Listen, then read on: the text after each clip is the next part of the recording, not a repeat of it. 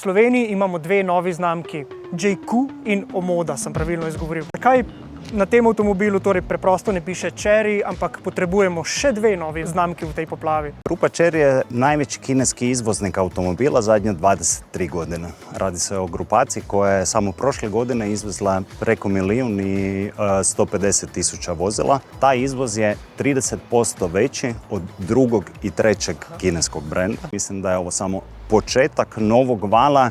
Ne bih rekao samo kineskih brendova, radi se o nekom novom valu azijskih brendova u Europi. Hyundai i Kia su tu uspjeli ostati. Ono s čim se danas susrećemo ovdje je zapravo puno veći broj kineskih brendova, ali i nekih drugih vijetnamskih brendova. Sigurno će biti zanimljivo vidjeti što nas očekuje u narednim godinama.